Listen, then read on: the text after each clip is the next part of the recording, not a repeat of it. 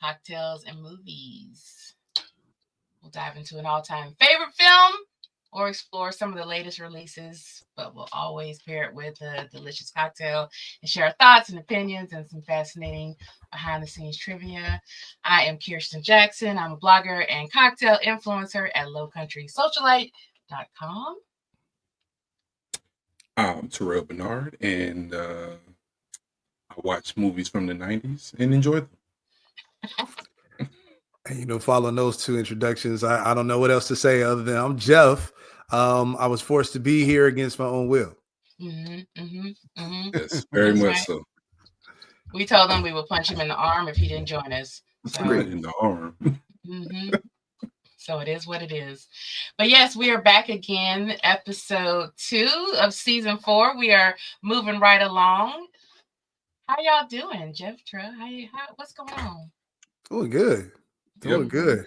Happy that we it's actually March 1st or 2nd, y'all. Like we literally are in March. Like we blinked. And now we're in March. It's crazy. This year is flying. It has been a rough couple of months. Like this year already feels like it's been a whole year. It's been a rough couple of months. Not a year within a year. It's been a rough year, and it's only what, March? Yeah, it's great. So yeah, it's been a rough one, but all good. You guys have any projects going on? Anything you guys are working on? That's the story of my life. I'm always working, so I never can sit still. Just work. Work has got me going. As a matter of fact, tomorrow I'm traveling to Jack Daniel's distillery, so picking out a couple barrels at Jack Daniel's. So that should be fun. But I'm always on the go. We're closing out our fiscal year, so this is a good release to kind of turn my brain off because I've been thinking about work 24/7. So yeah, that's everything I got going on. Yeah, Terrell, what about you? You got anything going on? Nope. Just work, huh? I'm out here, you know what I'm saying, just hustling and grinding, you know what I'm saying, just keeping my head above water, making some waves when I can, you know what I'm saying. Wow, hustling and grinding. Yeah, wow. Well, and raising them babies, my boy. Always. Yeah. Hopefully they don't bust in here. So yeah. Well, nothing going on for me either. Just a bunch of work and some events coming up and to go to. So stay tuned to our social media. I'll be sharing some of that stuff there too. But yeah, today's episode ought to be a lot of fun, and it's my pick this week. Of course it is. Yeah. Because it's Women's Month. Wait, is it March Women's Month? Yes, ma'am. Absolutely. It is. Oh. And you're damn right. So therefore, Jaheim, put that woman first, Terrell. You better go home and get some flowers, brother. That's right. That's right. Yeah, for the whole month. Let me get one flower a day. you will get one apple for the day. Wow. Did you say that was kind of genius? Don't take no tips from Terrell. Okay. I am bad with that. Whatever I say, do the opposite of that. You'll be all right. Oh God. Noted. Well, yes, it is Women's Month, and what more perfect way to start off Women's Month with me choosing the movie and it being a woman-led film, and we're going to talk about it today. We're talking about 1993's Poetic Justice, directed and written, produced by John Singleton. So we have actually we've talked about Poetic Justice before, but I don't think it's one of those episodes that went to publish. Terrell? Oh, okay. Yeah, because I was thinking that when you said it, I was like, seems familiar. Seems like we already did it, but oh well. It's one of those that's in the drafts. So but yeah, Poetic Justice. Release both just to see. Oh no. I would like to hear how the first one sounded. No, you don't. So, but yeah, so Poetic Justice.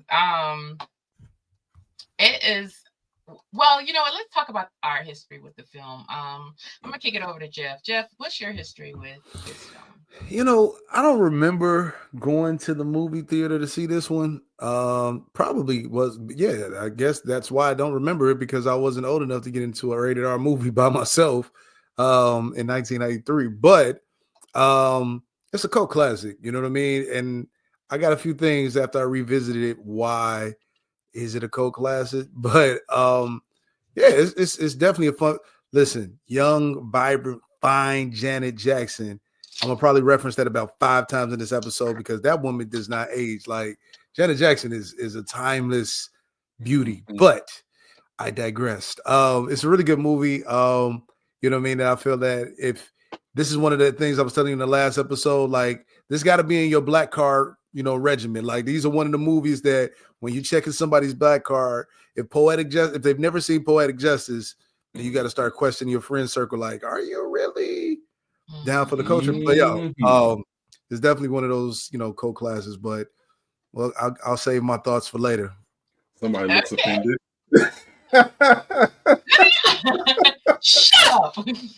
Terrell, what's your history with the film?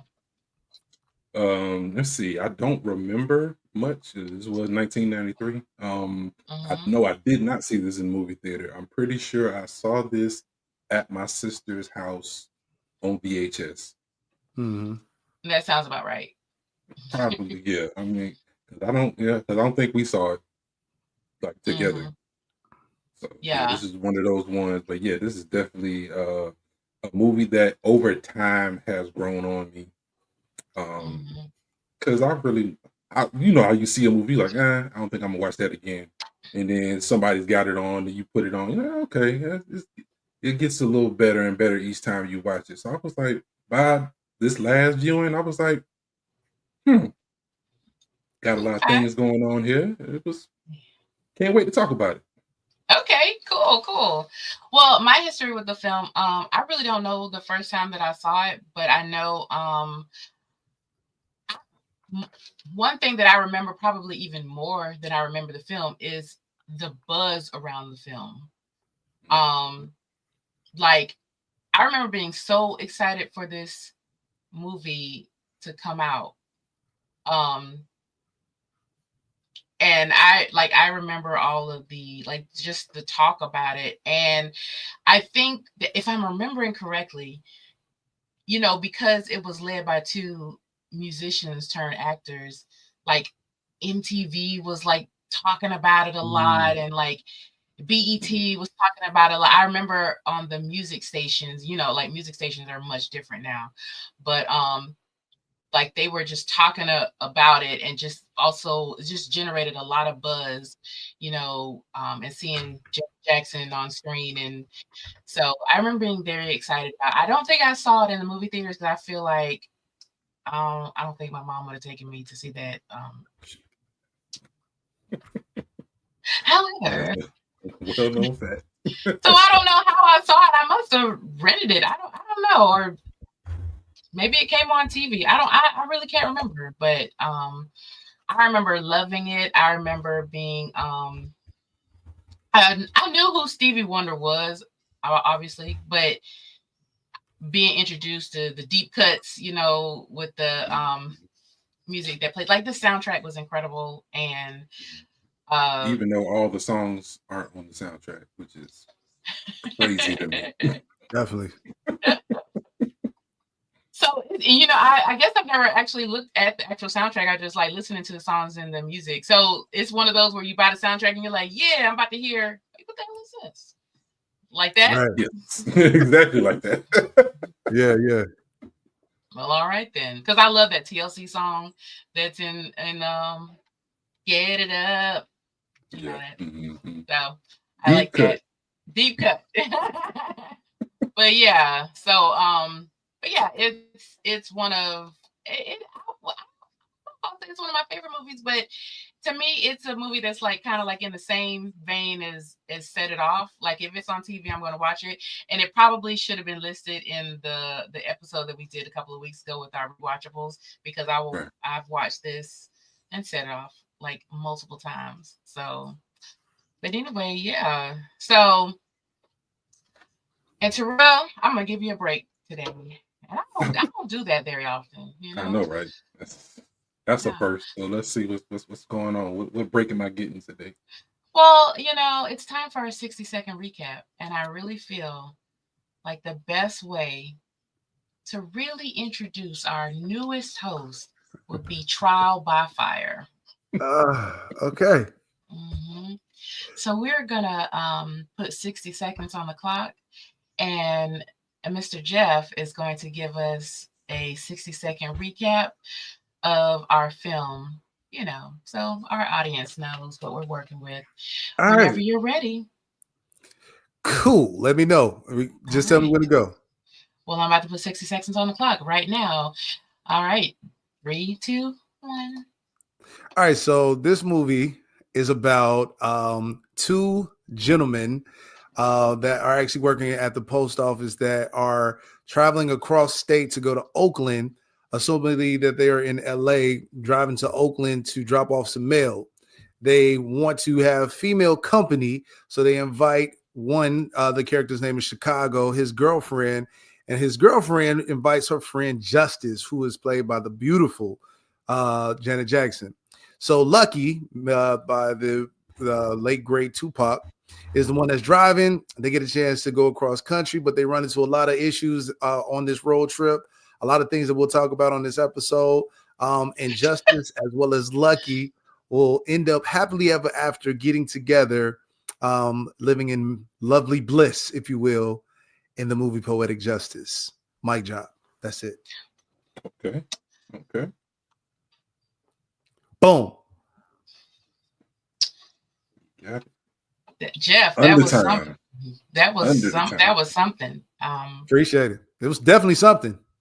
So you spent 60 seconds just really describing how fine you thought Janet Jackson was, and I could go on and on about that. Yeah, we asked for plot, sir. All right, so you failed that. All right, so let me mark that down on your sheet. Just kidding. Beautiful job, Jeff. Beautiful job. All right. Well, so let's get into our cocktail, because we got to have something to sip, right? And exactly. We are pulling out, since we're talking about the old cuts, we're pulling out an old cut that we used last season. We got the Gentleman Jack again. We'll be using that for our cocktail. So what we're going to make is a Lucky's Lemonade. All right, so we're going to take our shaker and fill it with some ice. And we are going to use 2 ounces of this. All right, so I'm just gonna. It was a heavy pour I just did. I don't think y'all saw it, but I heard it. I'm not mad at it. All right, then we are going to. So we were sent a box of syrups and shrubs from Rootman. We're going to use a vanilla and fig.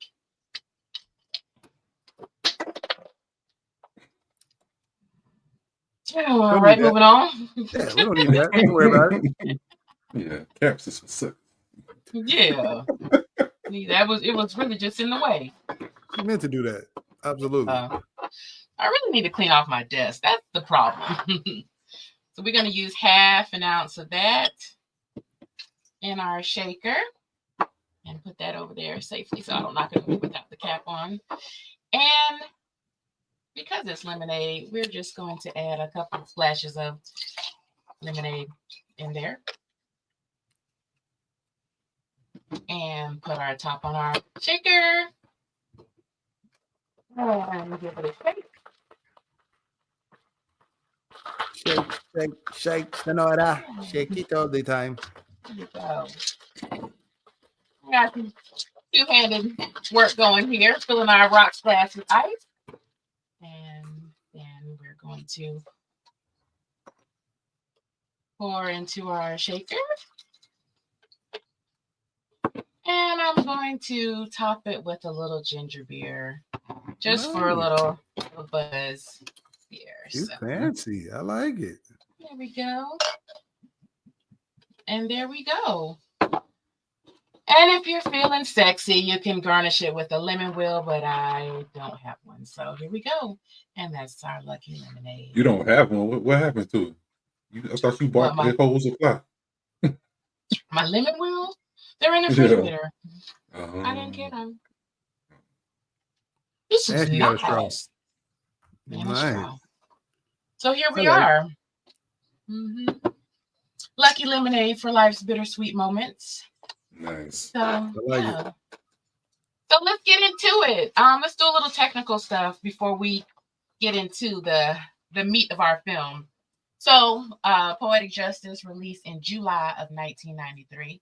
It stars the beautiful Janet Jackson, Tupac, Shakur, Regina King, Joe Torre. And let me just say, one of my favorite things about this movie, and I know I'm getting ahead of myself because I feel like it's going to be one of my best, worst, weirdest, but the ensemble cast, that's like the best thing about 90s movies. Like they would stack the cast. I mean, we had Joe Torre, we had Tone Loc, we had Q-Tip. I mean, it's wonderful. It's so many people. I think we even had a little Maya Campbell in there around the end. Yes. Khalil's little sister. Oh yeah. Yep. Sure did. Yep.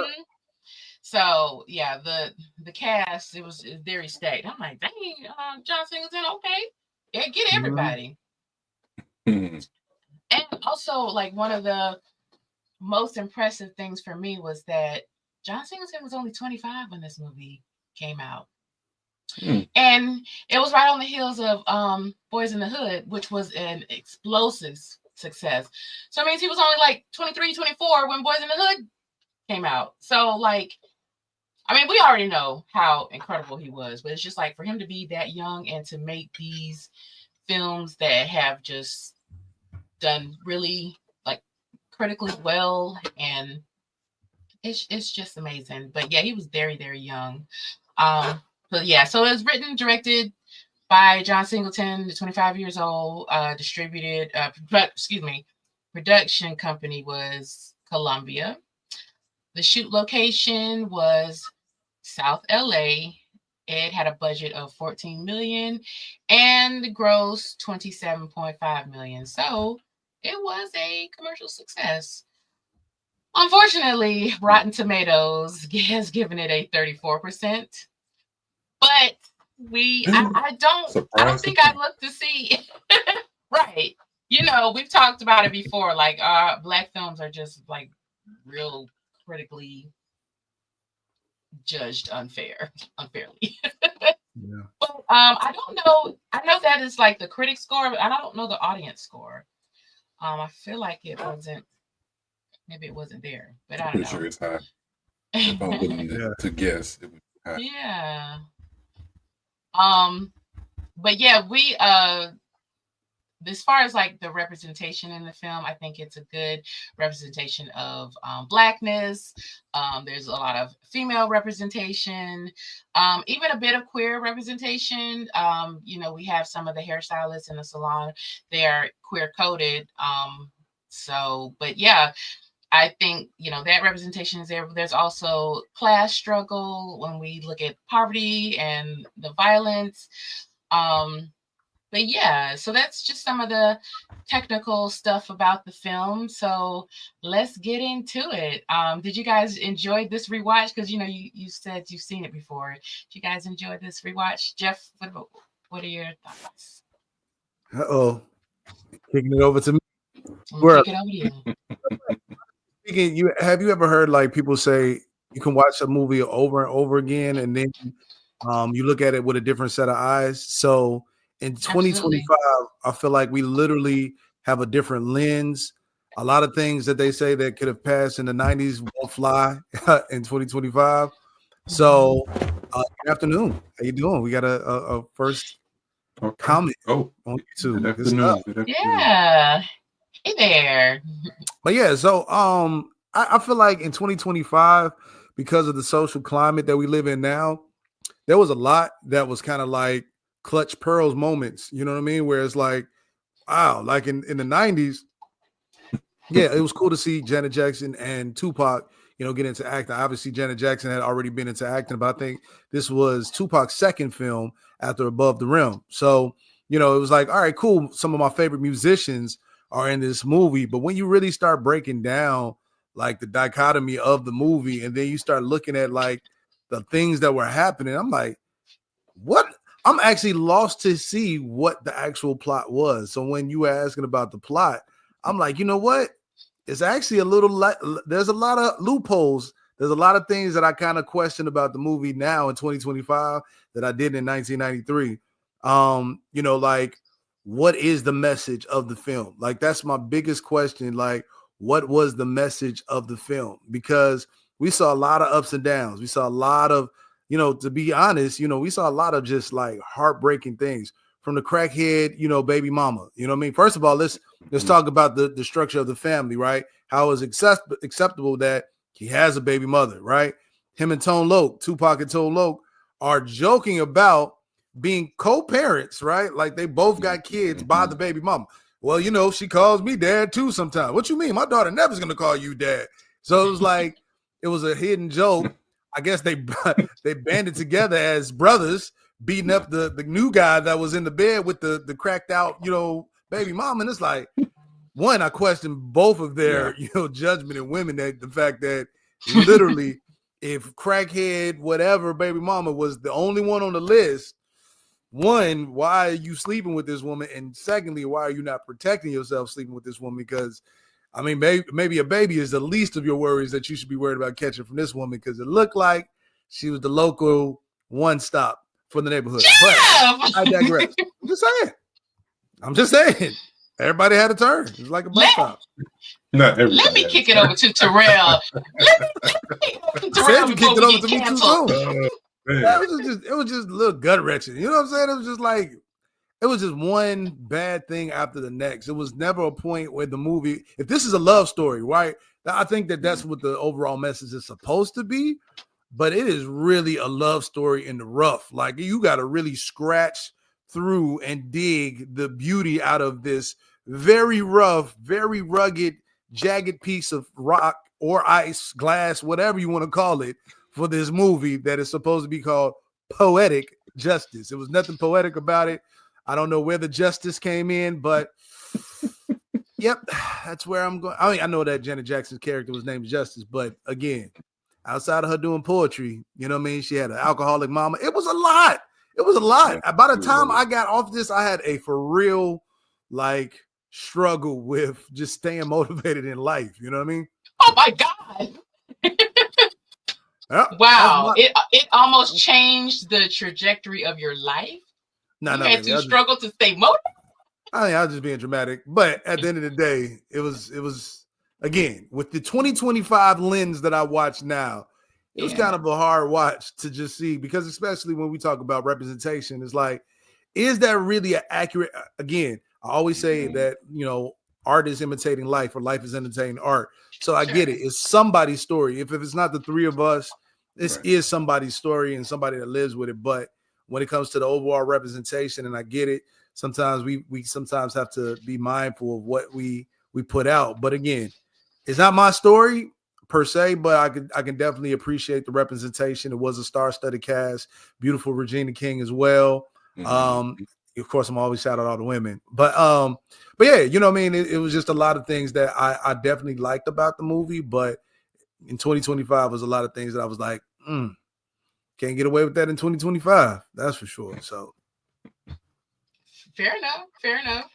Terrell? All right. What was the question? No, just opening thoughts. Opening thoughts. Okay. I think Jeff said it all. But I I think the movie definitely struggled with the plot. But I think that was because John Singleton was a young director coming out. I think he made his first film coming right out of out of film school, and this was his second feature. And he tried a lot of different things artistically that I was like, that's interesting. And you don't really see stuff like that in films like that anymore. It's like you saw that, I was like, that's an interesting way to shoot that. Or that's an interesting way to introduce this character. That's an interesting way to introduce the whole film. Because if you look at the beginning of it, start off as the actual movie. It starts off as another movie, and then it goes into the actual movie. So I thought that was great. And then like the close-up shots of Janet Jackson listening to the Stevie Wonder song, I thought that was shot beautifully. I was like, it was a lot of things that I liked more than I disliked about the film. And I don't know if it's just because I like the cast, I like the director, or if it was that I liked it when I was younger and it's still like something like you like, I liked it when I was younger, so I still like it. So yeah. I would say that watching it when I was younger, I mean, I was just amazed by this film. I mean, it was like watching your favorite. I mean, it wasn't like, it actually was watching your favorite artist in motion, like you know, Janet Jackson on screen, in long form content other than like music videos, Tupac on screen, you know, in this long way. That it was exciting. Now that I am old and I watch movies a little more critically now, I'm like, oh, there are some things. I still think it's a great film. But I think that the goals that this film were trying to accomplish were kind of missed.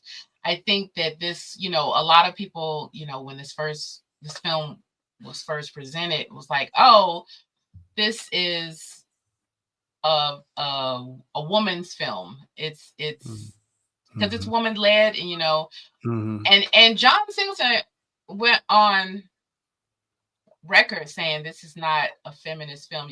This is not a woman's film. You're gonna have feminists be mad at me, but it.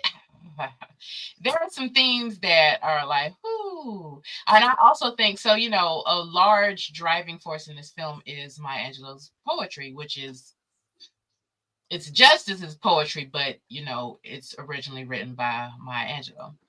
So, and I feel like there are some parts in the film like that are like anchored by this poetry, like the poems come in, and it's like, this movie is not really living up to the majesty that is Maya Angelou's poetry.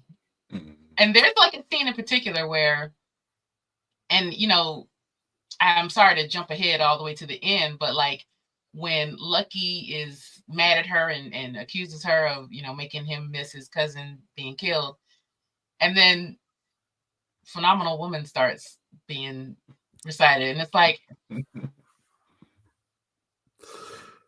yeah, where did that come in? Yeah, I don't know either. If you're gonna do Maya Angelou though, you have to do. Yeah, it was like, well, we that's gotta. A requirement. It's a requirement. Phenomenal Woman would be a requirement, and it was like, well, we're gonna just choose the most electric, the most charged part of the movie, and then we're gonna pump that poem in there. And it was like, well, I can appreciate that it was done in Janet Jackson's voice and not Maya Angelou's voice. Phenomenal Woman would have not hit its home if Maya Angelou, Dr. Maya Angelou. Fair enough. But yeah, I was like, this is a little off. And there are some, like, you know, other things that I did not really appreciate as an older woman, especially as an older woman that is single. The whole advice through the film was, Justice, You just need to find a man. Justice. You say it all the time because you ain't things. And then if you find a man, you'll be happy again. And men are tools. And you lose one, and you just get another one. And it was like, justice is depressed. And so maybe we ought to tackle that first. Telling you. But yeah. But I think they were just dealing with the tools that they had at that time. I mean, in the early 90s, like you're not depressed, you just sad. You'll be all right. Yeah, you need something. Better get it together. Yeah. Life was so much simpler back then. To solve your problems, get in a new relationship. So hey, why not? Yeah, and I'm not just saying that, oh, these people are just, uninformed or stuff. Yeah, I think Terrell is right. You have to use the tools that are in your toolbox. However, like in this current day lens, it's like, no, maybe like probably 93% of this movie wouldn't have happened if these characters were in therapy. That's what I was gonna say. You took the words out of my mouth. Yeah, absolutely. So, but that's a modern day take. So, but being back then, like, because I will say this, like, as I was watching this as a young person, I was like, look, he's a good guy. He trying. He doing his best. And now I'm like, oh, like the bottom of the barrel, like, yeah. Okay, the Tupac, because he's incredible, but guys, all Lucky was trash. Yeah, Lucky was the shiniest piece of trash in the trash heap. Okay. He was the top layer of expired meat in the dumpster. It was edible still, but like if you threw away your lasagna, you're like, oh shit, I didn't even throw that away, and you be like, it's on top. Oh, okay. Should I get it's on? It ain't in the tray. It's on top. Can I reach in there and get it? So yeah. All right. I mean, Lucky knew his daughter's mother had a drug problem, and look, a drug problem, those things happen. And they happen to good people. That's fair. But so it was okay until it wasn't. Until it wasn't. Yeah. Because it wasn't like it was a secret. You still basing? That was like the opening statement. Hey, how you doing? You still basing? Like it wasn't even like really a warm up to it or whatever. It's just nah, she ain't still basing. I know if she was still basing. Come to find out, she was still basing and you didn't know. It was a very active addiction. I was like, dang, this scene would have been better received if it would have been like, a pipe, and like nobody knew. But like, what is this? Are you basing? Like, right. I agree. You could have jazzed that thing up. She could have been a lawyer or something like that, and then really, like took you left. Like, and she bases what? Yeah. I'm with you. Yeah. Like, because I watch these movies and I'm like, I think this is what I would have done, and I am by no means a movie director, but it's just my thoughts. And I'm like, who in the hood has like a candy dish with a crack pipe in it? I was like, terrible. That is terrible. I'm pretty sure that candy had been sitting there for years. That the candy dish with the candy that just be in there. It ain't got no rhyme or reason. Don't nobody ever get none. It's all dried out. Tell you. And that shit bad if the kids don't even eat it. Exactly.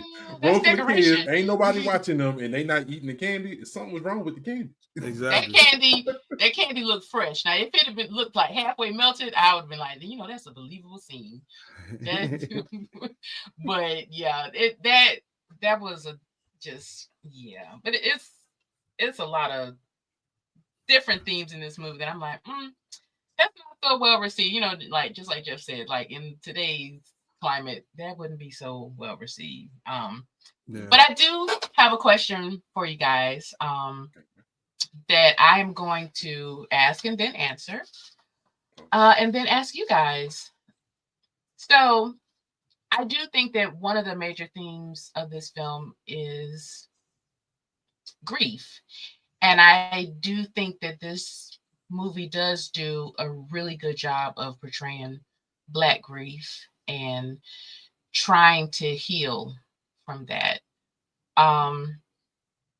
So I feel like, we have, even though these things were very either mentioned or they were like very short scenes, but we see loss, we see trauma, we see gun violence, we see poverty, we see just really the common everyday, drug addiction, we see the common everyday struggles of just being a Black person trying to survive, especially in an urban inner city area.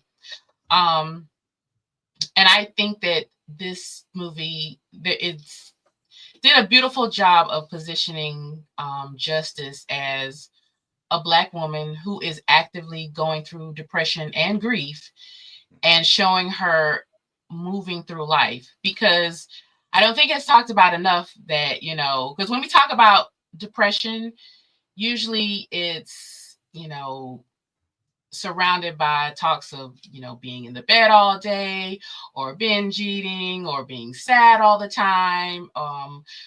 But most people who are experiencing depression have jobs, they have families, they have to keep going.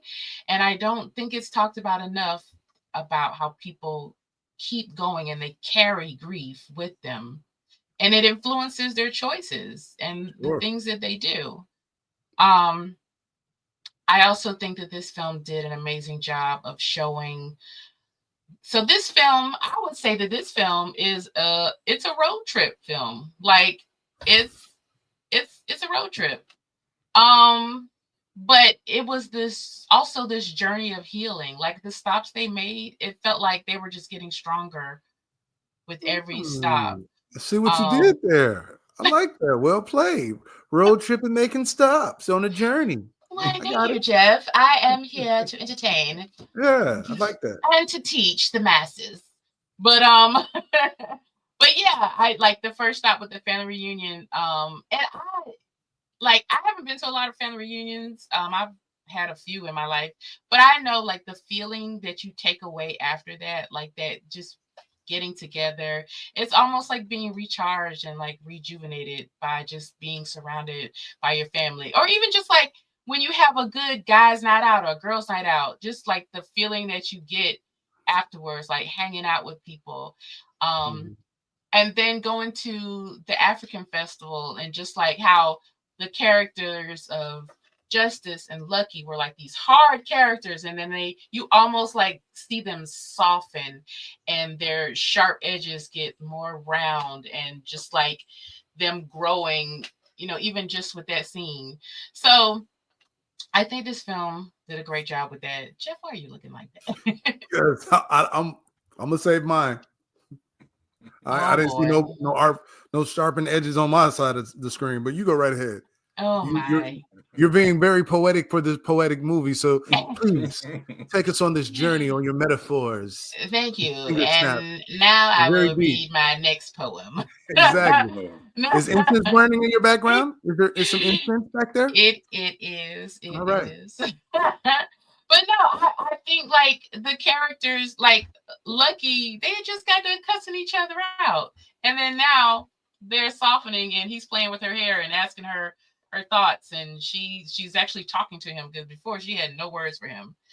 So I just think that even though I don't necessarily agree with you needing a man to like heal you, I do think that the healing process can be communal. Like you can heal when you get with your family and let people support you and let people be kind to you and open yourself up to people. So I do think that the film did get that portion right. Anybody want to take that question? It was just basically, what does this movie show us about grief? Oh, okay. I'll jump in. I think even you well said, by the way, too, Kristen, that sorry, Kirsten. You like Kirsten or Kirsten? Because I always think of Kirsten Dunst, and it's always weird to say Kirsten. You do whatever the spirit leads you to do. Okay, Kirsten. So, yeah, no, I feel like that in terms of grief, to your point about, because it is a love story, right? And the movie is centered around justice, right? So the reason why it's poetic justice, because justice was poetic, right? She was a person that wrote. But what I would think that was the double entendre with the poeticness or the poems that were obviously Maya Angelou's poems was that was her outlet, right? So in the midst of her grief, I feel like she found a healthy outlet. So she was able to get those out, those feelings out, and, you know, kind of turn it into something beautiful, which was poetry, right? We're not going to talk about it as being plagiarized poetry, but still, it was poetry, right?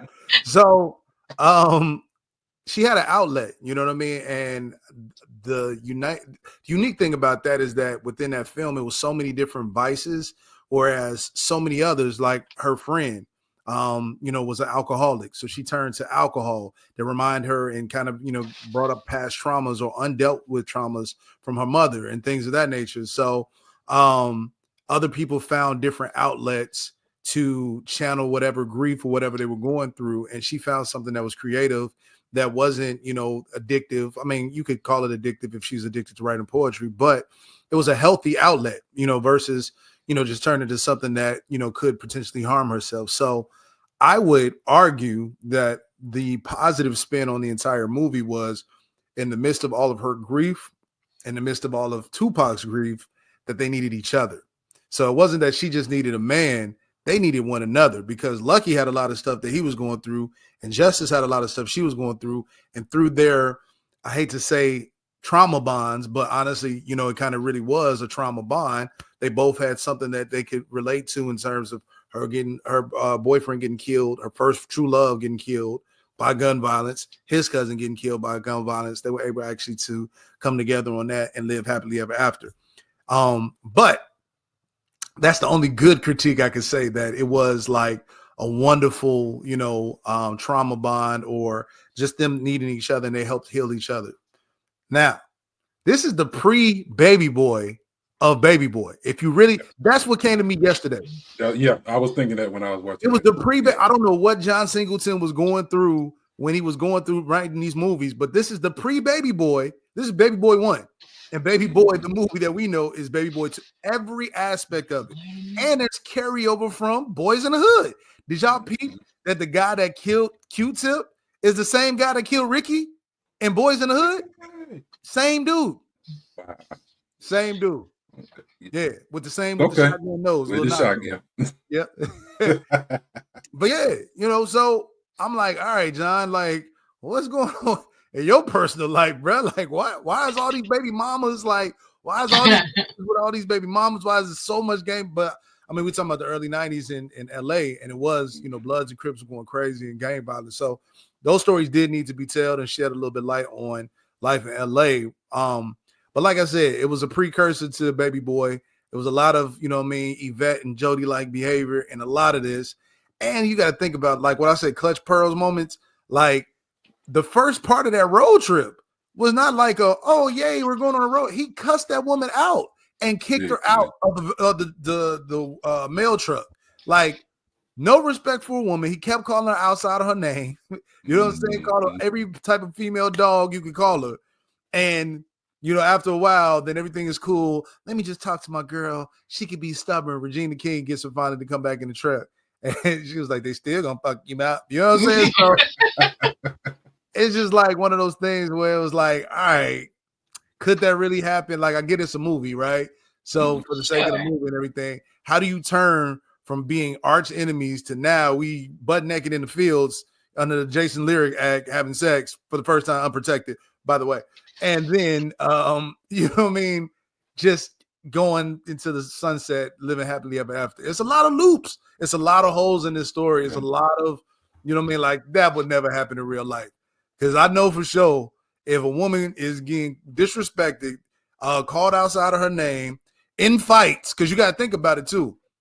You know what I mean? Y'all not going to live happy ever after. But the last thing I'm going to say, I'm sorry because I get long-winded.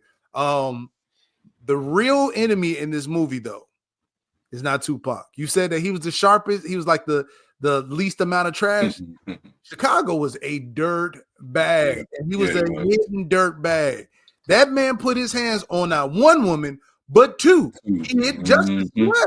You know what I mean? And then want to fight his boy. And this is another part of the whole. Did he ever get to Oakland? And how did he get home? Because Tupac kicked him out. In my mind, he's still out there. He's still walking. Yeah, like that never got discussed. That man is still walking to Oakland, and we have no idea how he got back home because that was his only way there. So we never knew. But yeah, he was a dirtbag. At first, you know, you thought he was a real good dude, but then you start really kind of uncovering like it's shot. You know, that's my hometown. They used to call me Chicago because I used to brush my hair all the time with waves. And it was like, you Chicago. And I was like, yeah, that's not. I don't want to be Chicago no more. Like, I thought that was cool because he always had to brush. He had one wave in that hair. That, and she said it, that little weak ass fade. But he had one wave in that hair, all that brushing, not one wave. But I digress. Oh, Jeff, I feel like he's the real villain in this entire movie. He was the one you talking about sharpened edges. When did he get sharpened? Because he got worse and worse as the entire movie progressed. Complete dirtbag. Yes, the fuckboy energy was very strong with that one. Correct. And I totally agree. Totally agree. I just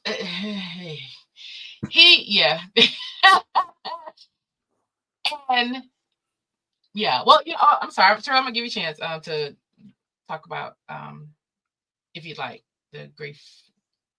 Look at grief. I think Janet Jackson portrayed grief pretty well. I mean, she did the things you would think about with somebody that's grieving and someone that saw something traumatic, because just seeing something like that, like directly happen in front of your face, like, how do you cope with that? How do you move on from that? Regardless if it was your first love or just somebody you just went to the movies with. Like, if I saw that, I'd be done. My mental would be destroyed. Absolutely. So just her wearing the black, the poetry was an outlet, but I think people wanted her to come more out of her shell because I guess they felt that it had been long enough. But you can't put a time period on someone's grief. The grief is ever changing. It's like some things you'll never get over, and you just day by day. And I don't think people were trying to speed up her process, but I think they was like, okay, we know how you usually are. You're not acting as if how you usually act. So we'll try to say a few things, try to nudge you in the right direction. Because the lady, the boss, she was just like, she cared, but she was like, I'm gonna do me anyway because I'm a boss. So I can care less. But I do want you to be well. I care for you, even though you one of my employees. And I want you to get over this and move on so you can, go back to living life. Because it seemed like she was stuck in that moment. She was stuck in that grief. And it seemed like nobody could really move her out of it. And I'm pretty sure, how long had it been? Had it been like a year or 8 to 10 months or something like that? How long did they say a time period? How long it had been since he was shot? I don't know, and maybe we don't know for a reason. Maybe it was left up to us to be like, has she gone through this a long time or a short time? Like, and how do we feel about her still being in grief? And I totally agree, and I feel like one interesting thing that I actually didn't think about when I was watching this film, but I just thought about this with what Terrell was saying was, putting a timeline on grief. And I think that something that was just quite dangerous was that, Justice was actively in her house, like exhibiting signs of depression. And nobody really talked about it, but they always addressed her grief when it was inconvenient to them. Like when she didn't want to party, when she didn't want to go out with them, when she didn't want to talk to all these guys, when she didn't really want to go on the mail run or whatever, it was like, oh, well, you don't want to do this because, you need to get over what happened. And it's like, so insensitive. Yeah, sometimes like friend groups, and I don't even think they do this with malice, but I just think that Yeah. it's just human nature to kind of do this. But Yeah. it was like, we know that you're still like bothered by this. You are still dealing with this tragedy, but it's like, you need to get over it so you can hang out and party with us. You need to get over it so you can go do this with us. You need to get over it so I don't have to see you moping around looking sad anymore and wearing black. It was like, I don't want to see you being sad anymore, so you need to get unsad. It nobody was like, I'm worried about you. Yeah, true. Yeah, you're right. So, but yeah, well, let's we getting real deep. So let's go a little lighter. I have a question for you guys. Did Janet Jackson convincingly play a hood girl? Terrell? Yes, she from Gary. Gary is hood. He grew up in Gary. Hold on now. He's up off the Midwest now. Hold up on that. Oh, Lord, look, you know. Come on now. We all know Gary is hood. Definitely good. And she grew up with all them siblings. Oh, in one house? Come on now. That wasn't no 10-bedroom house. That was so but she grew up about the hood. Even though they got out early. she grew up rich. She was young when they started getting on. Whatever. But you still remember those early days. Absolutely. I'm gonna say Janet Jackson absolutely convinced us, but here's the thing. It wasn't the typical hood girl. I feel like she was a girl that grew up in the hood but had some sense about herself, right? And growing up on the south side of Chicago, you got a lot of those, you know what I mean? Where it's like, you got to think, she had a lot of things going. She had her own place. She had her own car. She was employed, you know what I mean? Like, she had things going for herself. So, you know, she wasn't just a typical hood girl that just loved and prided herself on being hood. But in terms of the actress, singer turned actress, Janet Jackson did, you know, kind of have this stigma about herself, and all the Jacksons, that they had to be perfect, that they couldn't really, you know, have imperfections and things of that nature. So she definitely was able to commit to the role. And I feel like she definitely did a good job of being a bougie yet chic kind of ghetto girl. You know what I mean? She still had a little, that fine ghetto girl that you like. She ain't got a crazy name. It ain't Taquanisha. You know what I mean? But Justice is a good medium. Good medium. She probably went to community college. You know what I'm saying? Got a little associates. You know what I'm talking about? And yeah. So she was Bougetto. Okay. Bougetto. For sure. Okay. For sure. Well, I do agree. And so, like, I think Janet Jackson, I don't think that Janet Jackson portrayed a hood girl the most accurately. I mean, and look, I was, you know, not raised in the hood, so hey, baby, I don't know better. But like, I do think that what you said, Jeff, like, there were some lines that she delivered where I was like, God, she sounds really awkward saying that. And I'm like, who are you calling a buster? And I was like, you, Janet, you. Oh, so, but then I thought about it. I was like, you know what? It did sound awkward because honestly, she is like the sore thumb that sticks out in this narrative. Like, you know, she's like surrounded by poverty and drug addiction and gun violence, and she's writing Maya Angelou level poetry. So I think that, and I don't even know if that was intentional, but her playing this character, it was odd, but it was odd in a way that was like, okay, well, that makes sense because she is, you know, the odd man out, the sore thumb that kind of sticks out. So sure. Productive member of society. But I will, not even trying to get deep again, but I will say this: never judge a book by its cover. In all seriousness, like, I got friends that grew up in the slums, and shout out to my best friend. He lives in Vegas. His name is Jason, like my brother.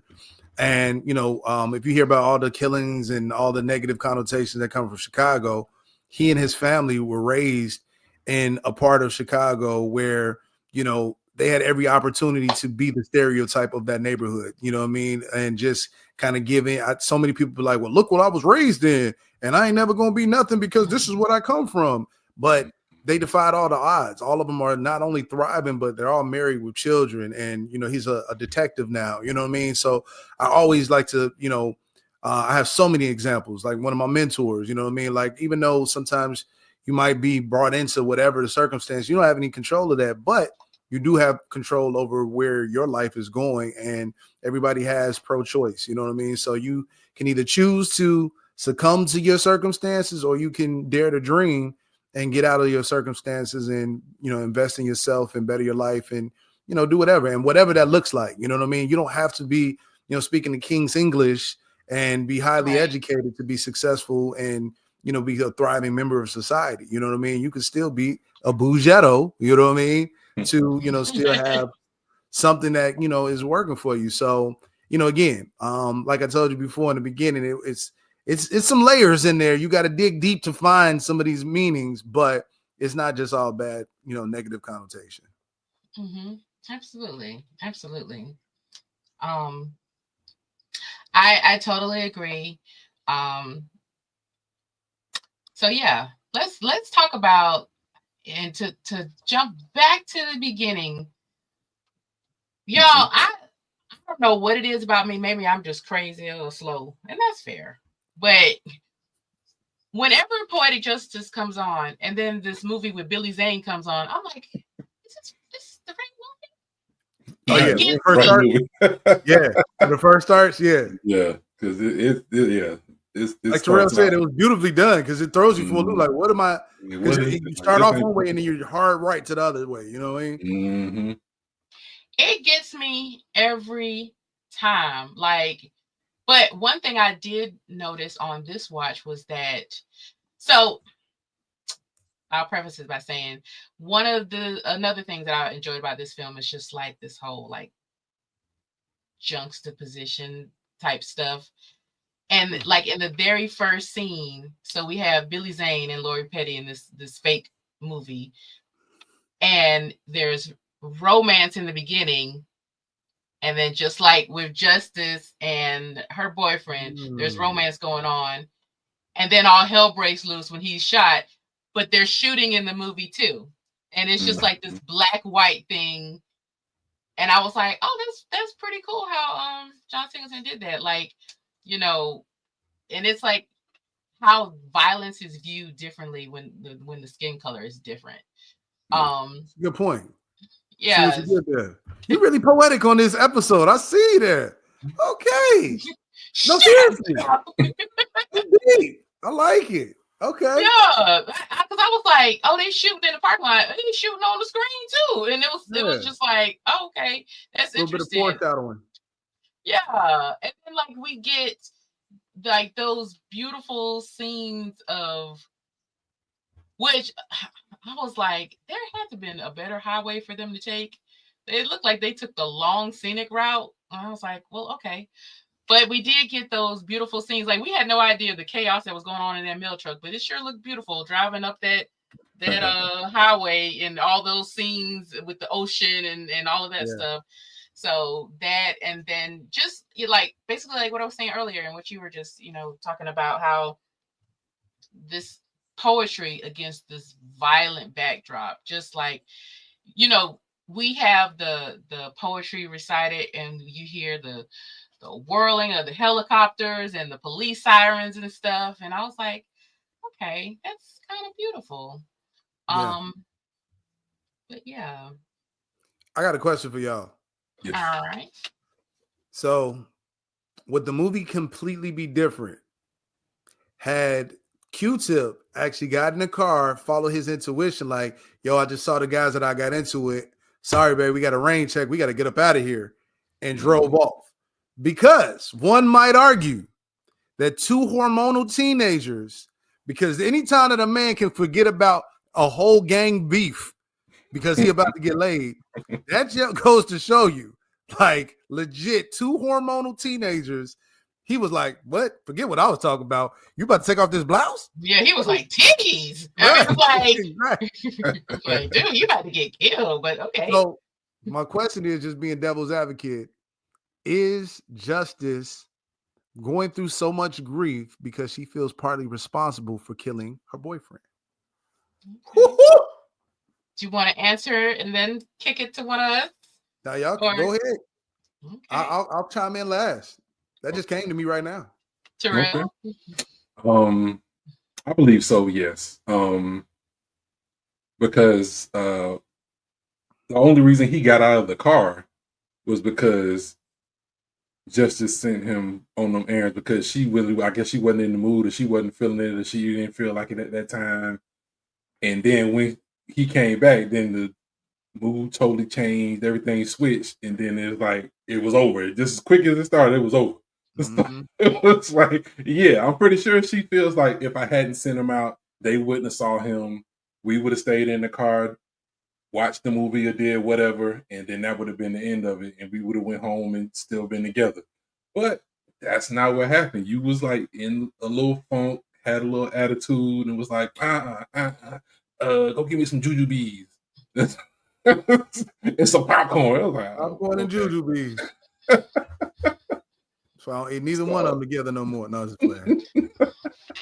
Because bad things happen when you do. I feel you. So yeah, I think she feels responsible, and I mean, who wouldn't? Because like I said, if you hadn't sent him out there, they wouldn't have saw him. They wouldn't have came and shot him, because they wouldn't have known he was there. Because that one guy, he wanted him to be him so bad. He was like, "No, that's him. No, that ain't him. No, that's him." He was like, I was like, man, I'm trying to play Street Fighter. Y'all tripping. Well, I think that it's just a testament to how grief can be just very layered. Obviously one dealing with this tragedy that happens, like you said, right in front of her face. I mean, she was covered in his blood. But then also, just the feeling of being responsible, just the guilt of it. One, they shouldn't have even been in that area. And two, just, yeah, she did. But, and then the thing is, it's funny how, and probably her depression was like motivated by guilt. And I get that. And it's crazy how depression and guilt can do that, because what she asked him to do was a completely normal thing. Go and please get me some popcorn. Go and please get me something from concession. And it resulted in him being seen and being killed. And of course, any normal person would carry that guilt with them. It wasn't her fault. We level-minded people at this point, to a certain extent, I guess, would be like, it wasn't your fault. It wasn't your fault. But imagine going through that. You would carry that with you and be like, we shouldn't have been there. I mean, probably even to, we should have stayed home. We shouldn't even gone out. Like, grief and trauma can just be a very layered thing. Yeah. I mean, I agree with both of you guys. I think that, she might feel all of the emotions, you know what I mean? But I guess the bigger thing is, and I guess this is one of those things that is cold of the streets, if you will. If you're dating a drug dealer, you got to know that it's not the safest boyfriend selection. You know what I mean? So if it wasn't that day, it's going to be another day. You know what I mean? So, it's kind of one of those. And I never understood. I'm not even speaking on my past traumas and everything like that, because I was always that guy that got dumped for being too nice, or the husband type or the boyfriend type. I'm just kind of going through my bad boy phase right now. So women go through that, you know what I mean? Where they like, oh, he's a drug dealer. Cool. You know what I mean? It's an excitement, unfortunately, within our culture that, women are attracted to bad boys, and women are attracted to, and I mean, that's in any culture too, but specifically, drug dealers and gangbangers and things of that nature within our culture. And, it kind of sucks because the guy next door, you know what I mean, is like, but I thought you was going to play with my froggy. You know what I mean? So not to meet her.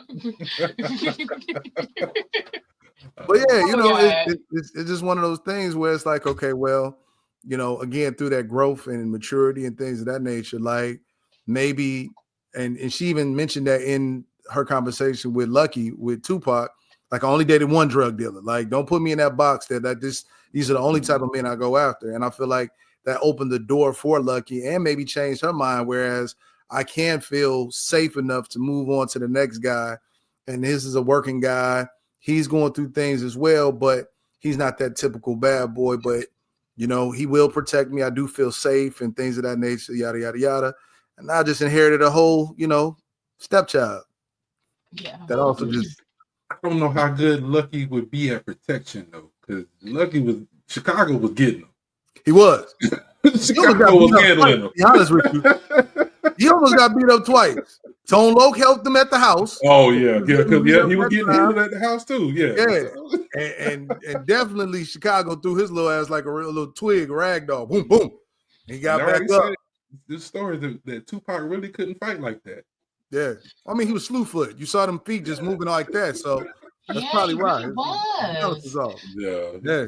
Because they said Michael Jackson slid on him one time. I can believe it. Yeah, people they sleep on Michael Jackson, but you know, hey, you ain't bad. You ain't nothing. You ain't nothing. Bye, Jeff. Log out for me. Well, yeah. So yeah, maybe Mailman was maybe the perfect thing for him at that time because you know, if you in the hood and you can't fight, because you see when when after he got off of work and the guys rolled up, he was like, "Yeah, all right, then I'll see y'all later." He wasn't about to go ride with them because I'm pretty sure they were like, "Oh, you down? You ready to come with us to go find out who shot little Tim across the way?" And he was like, "No, I'm gonna go on in the house." Yeah. So he knew that wasn't his life. That wasn't his calling in life. Correct. He was like, mailman. I can't fight. I can't do much of nothing else. So let me just deliver this mail. But you know what? Okay, y'all ain't just gonna talk bad about Lucky now. Okay? You were talking bad about him. You call that man top of the trash heap. But I said he was the top. Y'all done pushed him down to like at least the mid-level of the trash. Now y'all I told you. But no. But I will say this. One thing that I do like about the Lucky character, right, is that and I can't speak for you, Jeff, because you grew up in Chicago. But me and Terrell grew up in the South in the country. Mm-hmm. The only thing that we knew about California was that Disneyland was there and that they had a whole lot of gang members. And people in Compton, they died frequently. And so and so that in the 90s, that was the reputation that came out of living in Southern California. It was it had a lot of gang violence and a lot of police presence and a lot of gang members, and it was just that. But and you Tony. That's it. Yes, and it doesn't rain there at all. It does not rain there. So, but yeah, and I one thing I do like about the Lucky character is that he was not an ideal partner or ideal man. However, I felt like he represented a demographic in Southern California that people didn't talk about. Because all of the movies that, Boys in the Hood from the same director, I mean, it was like hood violence and that was it. But to be fair and a little more accurate, there was a lot of gang members and a lot of gang activities. However, that was only maybe a certain small percentage of the Black people or just people of color that lived there. Anyway, most people were people that were trying to live, trying to work, trying to raise families, trying to just survive. And I felt like that was a good representation because he was obviously a part of that life because he lived in it. He grew up like these gang members, and he knew them. They knew him, and they respected him. Yeah. As a matter of fact, because I remember when I watched this movie, like rewatching it to prepare for this episode, excuse me. I was like, when the car pulled up, and I was like, I can't remember. Did they ask him to go with him, They didn't with ask them, him. or not? Yeah, they did. But they didn't. Oh, they did ask No, him. no, they didn't ask him. They said, they were like, Oh yeah. "Hey, we about to go do this," and he was like, "Well, y'all have a mighty fine day," and walked off. They respected him enough to not even come to him with that. It was just like, look, this would, but they respected him and trusted him enough to tell them what they were going to do, but respected him enough to not even ask him to join them, because they knew Lucky cool, but he ain't that cool. Yeah. So like when it hit the fan, you're not calling Lucky.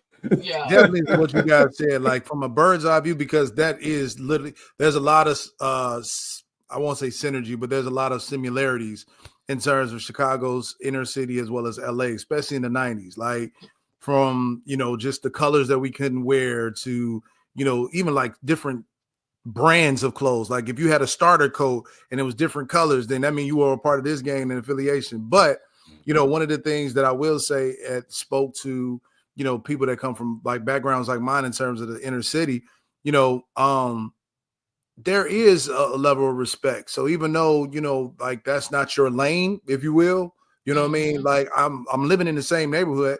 I know what so-and-so is on, you know what I mean? Like I know who he is and what he does, but that's not my lane. That's not what I do. I just live here, you know what I mean? Whatever the case may be. And you'll actually get similar stories. Like I was just mentioning my best friend in Vegas, like all of his brothers and sisters, college degrees, you know what I mean? Married, no baby mamas and everything, their wives, their husbands, their, you know, things of that nature. So it is one of those things where if you can quote unquote make it out of your circumstance, you really have your best intentions for your life. If you really get, you know, opportunity and take full advantage of your opportunity, then your life is what you truly make it. You are not born with a scarlet letter on your back because you were born into bad circumstances. You know what I mean? Just because you were born in the hood. Like sometimes you're just born into a family that did the best that they could do, you know what I mean, in those circumstances. And then all you could do is the best that you can do to better your life and so forth and so on. So I think that's the unique thing about life, is that everybody is given an opportunity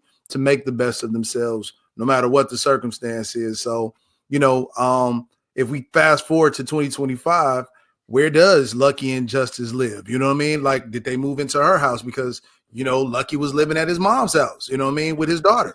Now that he got a steady girlfriend, they're both employed, maybe and she has her own place, maybe they all moved under her house. And you know what I mean? Like, again, you never know, even though it started off rough, where they are now. Maybe they got married. Maybe they have their own kid now. You know what I mean? So they got a blended family now. You never know. So it's a lot of different, you know, stories within society that, you know, even though they come from a certain background, we never know, even though it's not the fairy tale version, it's not a Disney movie, but it could be, you know, a movie that they did, you know, finally figure some things out about life. Hopefully, you know, somebody stopped over at therapy along the way and got a little bit of sit down conversations on the couch, worked out some of their issues. But I think that they had the recipe to kind of make a good life for themselves, because they had some things going for themselves. So yeah. We need a where are they now? Where is Lucky and his yamp? Where's his Yeah. They really tried to get that going, and it just wasn't going to take off. Unfortunate. Yeah, they tried to make fetch happen, and it didn't. yeah, exactly. Some things was able to get by, but Yamp was not one of them. Yeah. Put that back in the trash heap. Under Lucky. We have any final thoughts? Any final questions?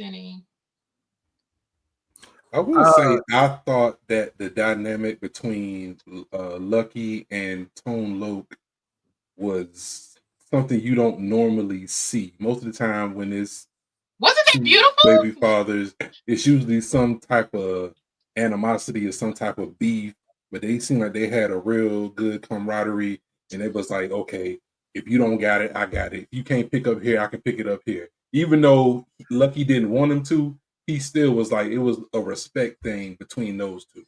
And that was parenting at its best with crackheads. Yes. Hey, what other choice do you have but to come together? Because Ooh, that was chaos central. Well, But my yeah, thing is, why would you right. leave your child with her? Period. I wouldn't let her babysit. I wouldn't let her watch her while I went across the street to the store real quick. Because she was just trifling. I'm like, God dang, you got 2 baby daddies, both of your kids, and you locked up in the room with just Wait, some did you guy. see? Did you see the little boy said, "Take me too"? Yeah, I felt bad for a little. I was like, I did too. Yeah, I wanted him to take me too up out of the scene because this is chaos. Yeah, take me too. It was yeah.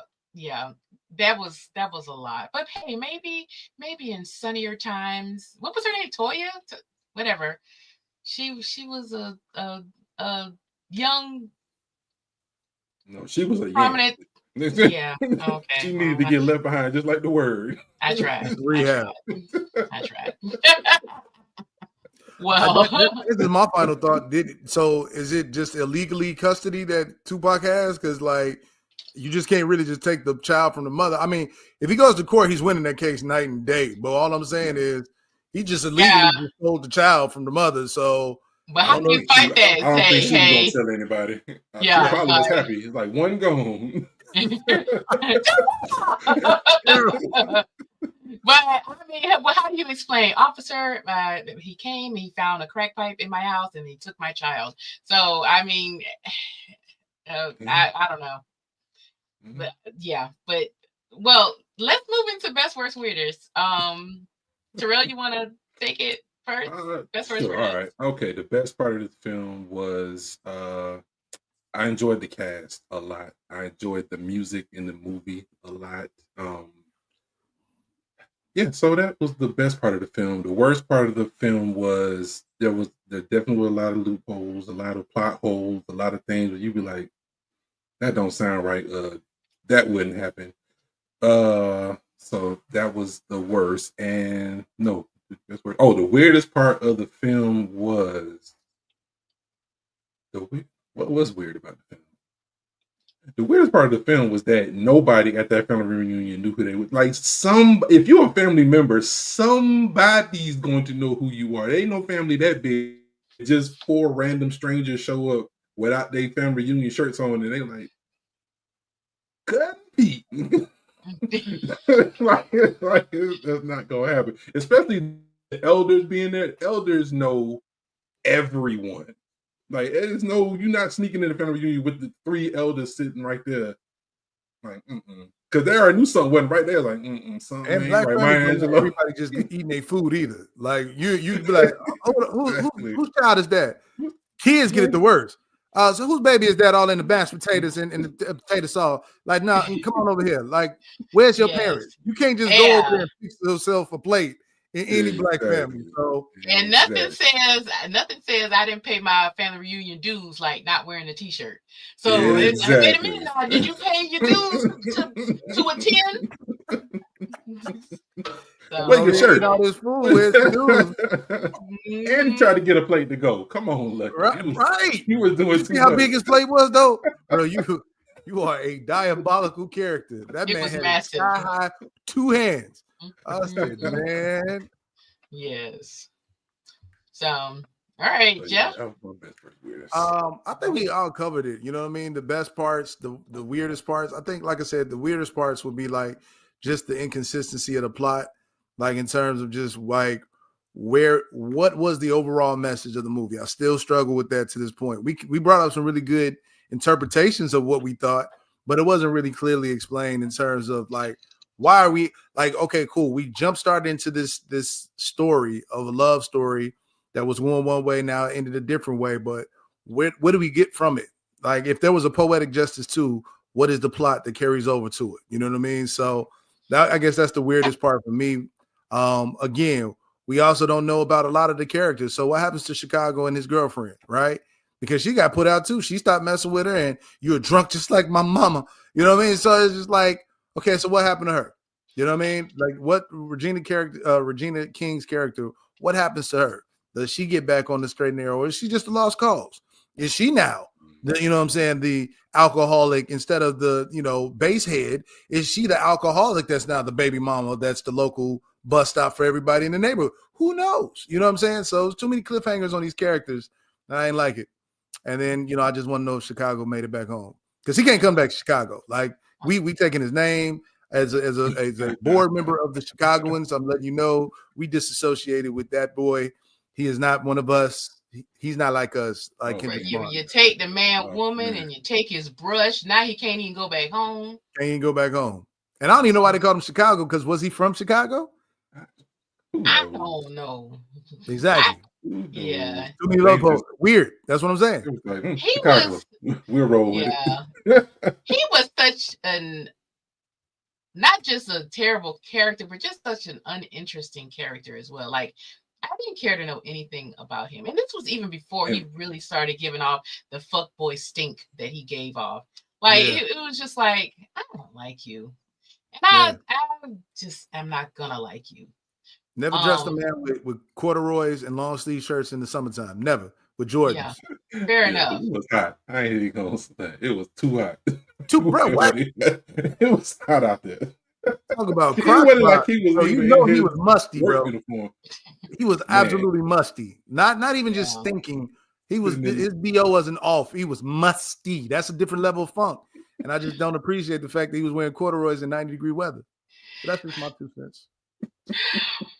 Post Chicago. A lot of friction. He's still out there walking, and he musty by now. He had to walk 15 miles. Correct. Yeah. And that was the longest 15 miles.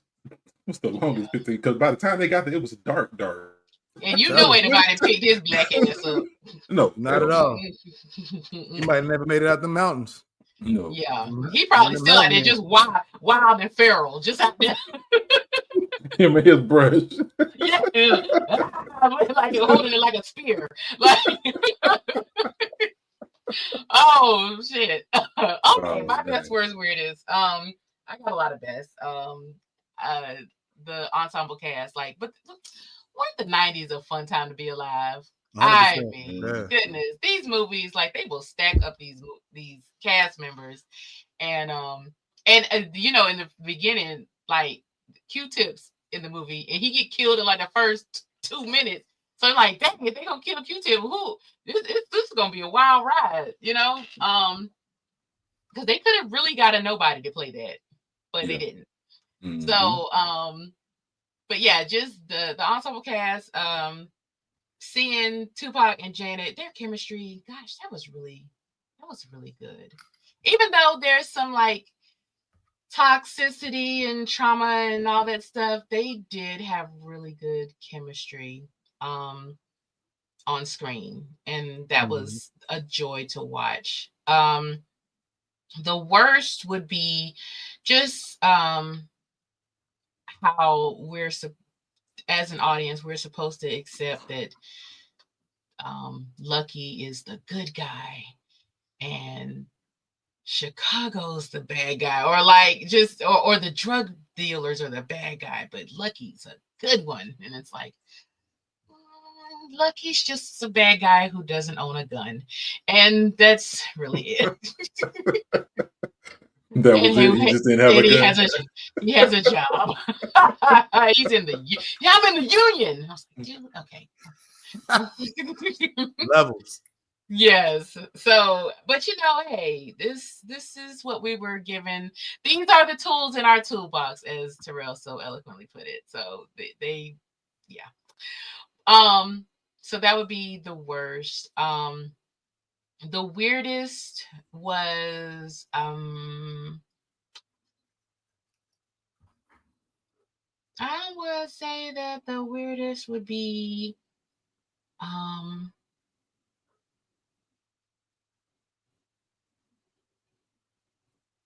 I don't know. I'm thinking.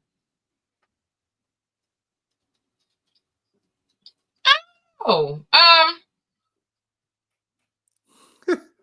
if you got to think that hard, then you already know.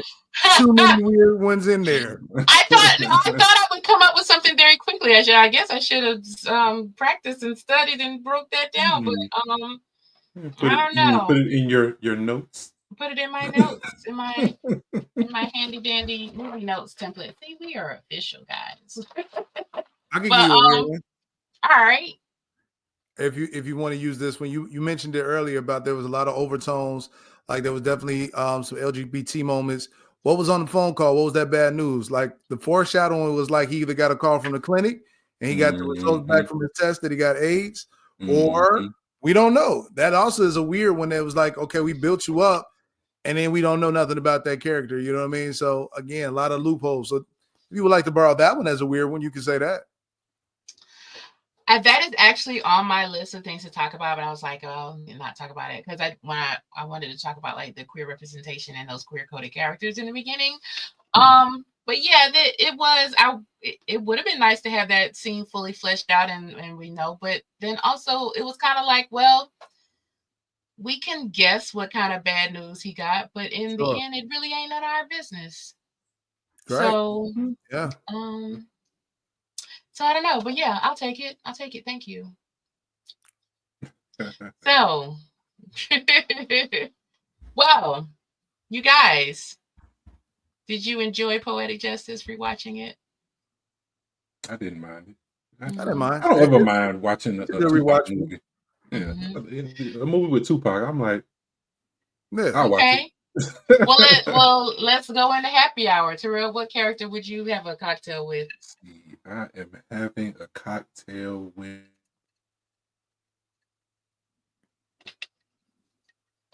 Who am I having a cocktail with? Okay, let's see. I'm gonna have a cocktail with Lucky. Okay. Just see how talk to him. See how he's able to stay above the fray, kind of keep himself on the straight and narrow. Stay out of trouble, because I know trouble is easy to find, hard to get out of. So, and he seemed like he landed a decent job. Not easy to work at the post office. Even harder now. So, see how he was able to, keep his life straight and keep it moving and become a little successful. Even though his mama didn't seem like that was a good job for him to have, and I was like, what do you want him to actually be doing? It seems like a good job in 1993. Yeah. And he was in the union. I mean, what can you ask for? What more can you ask for? Jeff, who you having a cocktail with? You know what? I'm gonna be just, all the way off the rails because nobody showed the love in this movie. I'm gonna have a cocktail with the salon owner. You just want to smell her punani. Just to see, how it's, how is it like being an entrepreneur raising all these employees that she has adopted as children. She was the surrogate mother to all of her employees at the shop. She's in everybody's business. So I'll sit down with her and see what's going on. Not to date her, because she looks like she's a head case all on her own, but just to pick her brain to see how did she land into that position. So definitely don't want to smell her punani, because she needed a breath mint. I took Tupac's word on that. So, be good on that. Well, I'm having a cocktail with Tone Loc's character because I thought he was hilarious. I thought he was so always hilarious. He was also a drug dealer. He was a kind drug dealer. Yeah. Took that poor crackhead change and everything. He was. And him talking about that damn change. He was like, I look like a slot machine? No. And then the next person came with change as well. So obviously it was an abundance of change in LA. Yeah. These crackheads was picking it up left and right. Right. It was like Vegas. But yeah. Okay, well, any final thoughts before we close out? I think we killed it. Yeah. I enjoyed it, guys. All right. Well, that's our show. Thanks for tuning in, everybody. We had a great time discussing Poetic Justice, and we hope you enjoy listening to our thoughts. And if you want to know more about Sips and Scripts, you can head over to our website, sipsandscriptspodcast.com. And please give us a follow on social media. We are at Sips and Scripts Podcast on Instagram. So if you want to share your thoughts or suggest a movie, an episode, let us know. Drop us a line on social media. And as always, the best way to help our show is word of mouth. So share our episode with a friend, share it on your socials. We appreciate it. And yeah, so thanks for joining us. And until next time, cheers, everybody. Cheers. Cheers.